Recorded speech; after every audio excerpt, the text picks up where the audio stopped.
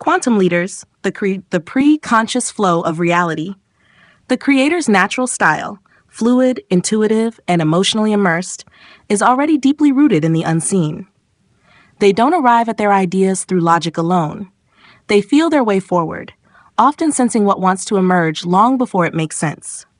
Through the quantum principle of preconscious flow, we see that the creator doesn't invent from scratch.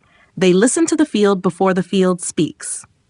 Their best work comes not from effort, but from attunement to what is arriving. They are not generating content. They are receiving patterns, frequencies, and images from the space before thought. With a motivation direction of towards, the creator is drawn to express what they feel, sense, or envision. But the impulse to act can sometimes rush past the subtle messages rising just beneath awareness. The creator evolves when they pause before starting, when they ask, "What's already stirring here? What's not yet ready to speak but wants my attention?" Their stillness doesn't delay the work. It prepares them to meet what's real before it becomes obvious. Their attention focus on self allows them to access internal truths, but the preconscious speaks in flickers, not declarations. A soft nudge to change a word, a subtle sense that this color isn't right, a dream that doesn't make sense until weeks later. These are not distractions, they are directions. When the creator honors these intuitive tugs, their process becomes more accurate, not less. With an internal frame of reference, they trust their own perception. But preconscious knowing often bypasses belief.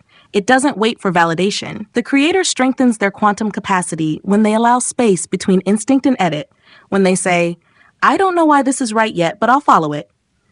Their authority expands as they learn to trust what arrives before understanding catches up. Their options-based operational style encourages fluidity, but not every option is equally alive. The preconscious doesn't offer logic trees. It offers energetic invitations, a phrase that feels charged, a path that won't stop whispering. The mature creator learns to distinguish between noise and signal, not by thinking harder, but by listening deeper. They don't chase every idea. They follow the one that already holds frequency. Their general viewpoint helps them grasp metaphor, emotion, and nuance. But preconscious flow lives in the space before structure. It lives in gut feelings, sudden chills, the texture of silence. When the creator lets themselves linger in ambiguity without fixing it too soon, they receive richer material.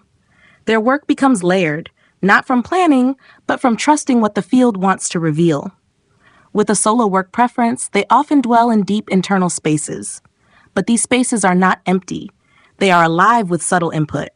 A shift in mood, a strange synchronicity, a phrase overheard that lands with weight.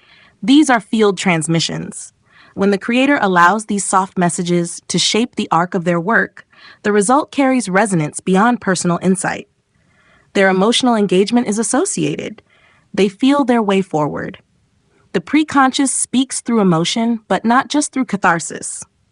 It speaks in low-volume effect, unease, anticipation, joy that feels ahead of its time. When the creator learns to sit with subtle feeling without labeling or resolving it, they gain access to emergent truth. Their art becomes prophecy, delivering what others were just beginning to feel. As mismatchers, they are drawn to create what hasn't been seen. But what's new often arrives first as discomfort or curiosity, not clarity. The preconscious shows up as a "why am I thinking about this?" or "why can't I stop imagining that?" Following those threads, even if they lead nowhere for now, is the practice of creative divination. The creator is not pushing invention, they are following invitation. Their in-time orientation allows them to access flow states. But the preconscious doesn't arrive on schedule. It comes when the field is quiet enough to be heard. The creator matures when they create pockets of stillness, not waiting for inspiration, but clearing space for what's already rising.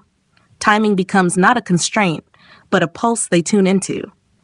And with a primary drive of activity, they often feel most alive in movement. But the most potent creativity often begins in pause.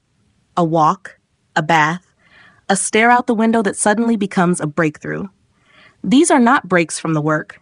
They are the work. When the creator learns to honor non-doing as part of the process, their output becomes not just prolific, but oracular. In this quantum lens, the creator is not making things up. They are receiving what already exists in the field, just outside of language. Their gift is not force, it's frequency matching. When they tune their awareness to the preconscious layer of reality, they begin to sense what is coming, not just for themselves, but for culture, for emotion, for the collective. Their job is not to explain. It is to listen, shape, and deliver what the future has begun to whisper. Quantum leaders, the creator. You are the tipping point.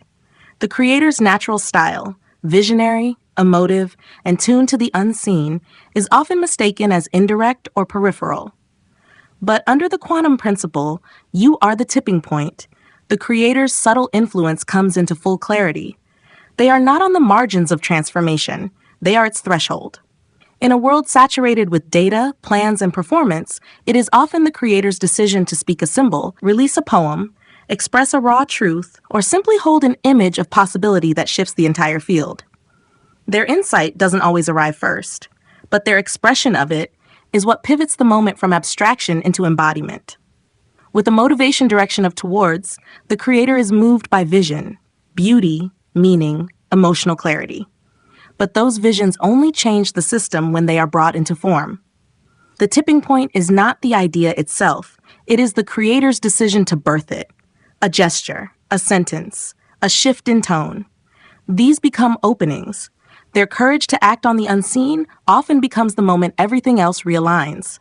Their attention focus on self gives them clarity of internal direction. But tipping points happen in relationship to the world. When the creator shares their truth, not because it is finished, but because it is ready enough, they invite others into coherence. The personal becomes the collective hinge. They stop wondering if it's too much and realize this may be exactly what the moment needs.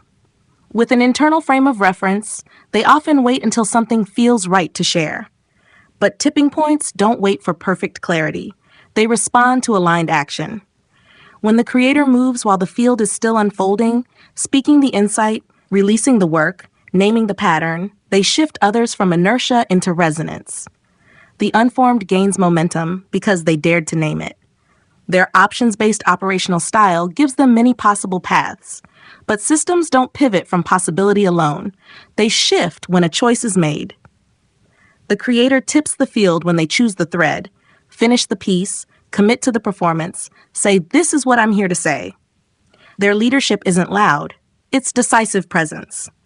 Their general viewpoint allows them to sense emotional and symbolic undercurrents. But tipping the system requires more than noticing. It requires naming. When they speak the unspoken theme of grief, of longing, of reinvention, the entire room breathes. Their interpretation becomes emotional oxygen. What felt intangible becomes speakable, and suddenly the group can move. With a solo work preference, they often work invisibly, but tipping points often come from the edges. The one working in silence becomes the one who sees what others miss. The moment they re-enter the space and offer what they've found, the whole system pivots. Their influence doesn't depend on proximity, it depends on time transmission. Their emotional engagement is associated. They feel through the process. But if they hide their emotion, the group remains stuck. When they express with integrity, not dramatizing, not performing, but revealing, the system recalibrates. Vulnerability becomes leadership. Emotion becomes signal. Their truth becomes a mirror, and movement begins. As mismatchers, they challenge the status quo. But if they hold back their challenge, systems stagnate. When the creator steps forward, not with resistance, but with creative alternatives, they tip the group from reactivity into reimagination. Their innovation isn't just new. It's time to shift the pattern. They don't just break things, they liberate the moment. Their in-time orientation keeps them in the pulse of now. And now is where tipping points live. The creator senses, this is the moment to interrupt, to reveal, to offer. And when they trust that knowing, without waiting for permission, the entire arc of the conversation, the relationship, or the project shifts. They retime the future with a single act of precision. And with a primary drive of activity, they thrive in making and expressing. But sometimes the tipping point isn't what they do, it's what they release. The decision to share the piece, cancel the performance, change the medium, or walk away becomes the pivot that realigns integrity. Creation becomes system correction. Their movement writes the new timeline. In this final principle, the creator no longer sees themselves as one of many voices. They understand when they move with alignment, the system moves too. Their timing, their tone, their choice to speak from the invisible into the real creates convergence. They are the portal, the pulse, the frequency shift. Not because they force it, but because they feel exactly when something sacred is ready to land. Their motion becomes the moment, and the world tips forward into something true.